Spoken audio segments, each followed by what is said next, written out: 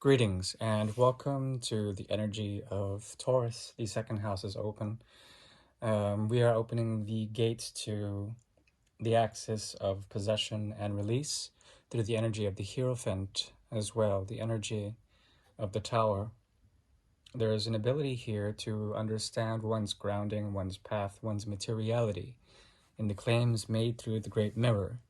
The Great Mirror is a tool devised by the Order of the Twin Sun in order to see in a 9-card spread the energies between Taurus as well as a significant other of Taurus. The significant other can be a person, place, or thing.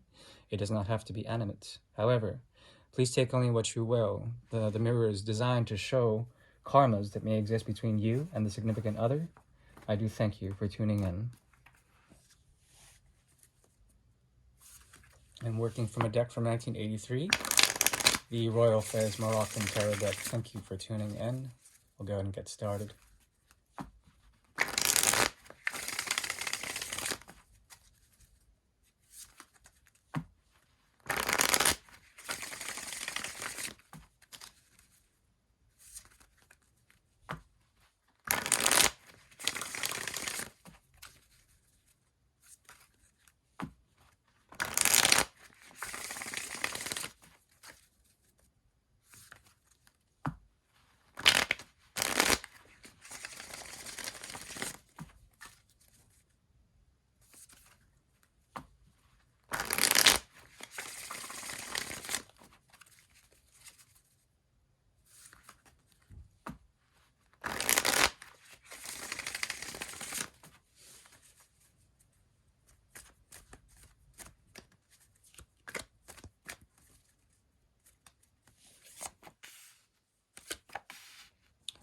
This came up for one of the other either fixed or mutable signs. There's a mirror here having to do with great ending, okay? Fortunately or unfortunately, there is a great deal of power coming from the significant other. This has to do with free will and the ability to reconstruct oneself by controlling, in a way, some of the irrevocable changes that are going to happen to them, okay? There is a rebirthing of the situation, and you're dealing with, essentially, a connection that helps you to reflect, okay? And this reflection is based on what the connection brings to you in terms of joy, as well as in terms of the mirror, okay? Gemini and Scorpio is strong within their complexion.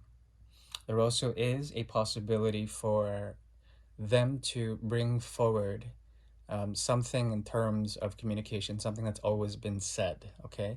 This is something that is said yet unsaid, and in its saidness, there is a strong radiance about their energy. Very, very compelling, very intense, if you will, controlling yet mutable. There's a changeability here that has to do with their own free will once again. But because they have the blank card here, carte blanche, there is a possibility of great control, okay, and authority in what they do. What you're going through now is an element of nostalgia, but also revisitation of certain things that have to do with the Nine of Cups, as well as the Ten of Cups, okay? Nine of Cups and Ten of Cups, usually it signals some sort of detachment and into the infinitum of Pisces energy, the 12th house. There is a sort of abstraction that occurs here. This abstraction takes form in creative impulses, love, potential feelings of fulfillment, okay? And these are being sort of reckoned with. There's something that you're taking back, okay? As they have control, there's something that you're taking back. It could be a sense of power.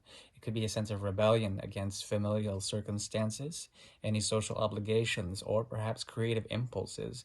A lot of them leading to a new beginning, okay, a refilling of energy within you. There is a sort of burnt out, held back, constrained energy that has to do with the 6, 7, 8, 8 of Swords here. This has to do with essentially the energy of Libra, which is your Venusian counterpart here. This has to do with essentially contemplation to a point of exhaustion, psychological strata, and these solidifying in a certain way to create psychological complexes within this. I don't like the swords placement within this connection because it creates a sort of psychic barrier from the radiance that they bring to you, whomever or whatever this is. What results out of this is the feeling of an ending, big time. We have 2 10s here. We have 3 10s, really. One in the reverse, the 10 of Cups in reverse, 10 of Swords on the conscious realm, as well as the 10 of Rods. 1 second, please. Pardon the interruption. What I'm seeing here is essentially an unconscious sort of reflection that is going on with especially the Libra affinity here, the stratification once again of sort of trying to balance out certain things, especially with modes of patience required in cycles of thought, okay? So it's very meditative, this whole connection. So that's a good thing. But because of Libra's sort of ambivalence, it's very difficult to move out of periods of stagnation with this energy, okay? What evolves out of this is page energy strong here in the reverse. There is a revisitation of things that the inner child or the inner voice needs to speak, okay, especially in terms of romance or in terms of the passions that exist within this connection, okay? So that is something that you should reckon with, or perhaps there's something that is very much based on the revisitation of circumstances within this situation, of commitments, especially of love. If it is a love reading, there is a possibility of breaking free from certain cycles if you perhaps will it to be, if you mature in a way. There's an element of, I'm not saying that you're immature, but there's something about the page energy, you're trying to give something, but it's not enough, and this feeling making you feel perhaps inept within the situation. And I'm not saying that you are, it's just that this is a psychological complex that surrounds the 8 of Swords.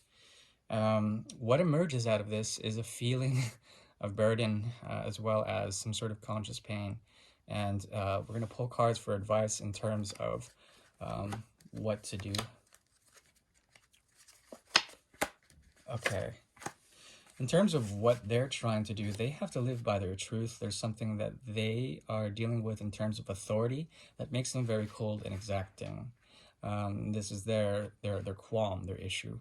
On your end, there's something that you're working on that has to do with the expectation of passage, of ritual passage, that you are fighting against, and perhaps you are oscillating between the outer world and the expectations brought upon you from the outer world outside of this connection versus returning to this connection in order to feel something that you've invested in, okay? Perhaps leaving something else in order to, maybe perhaps leaving secret love or some other 2 of Cups energy in order to revisit this. And this is being affected by moon cycles, especially new moons and eclipses, okay? There's something about the path to excellence that has to do with the maturity of Virgo and the 6th house. Something that you must tend to is the regular feelings of anger about secrets surrounding this situation. And there's a way to break free from it if you understand the experiential, what you've been through, and perhaps understand how that cycle is being a burden in terms of the experience of this situation. And understanding that there is an end, but this end will lead to eventual truths, enlightenment, and this person is a source of enlightenment for you on the secret.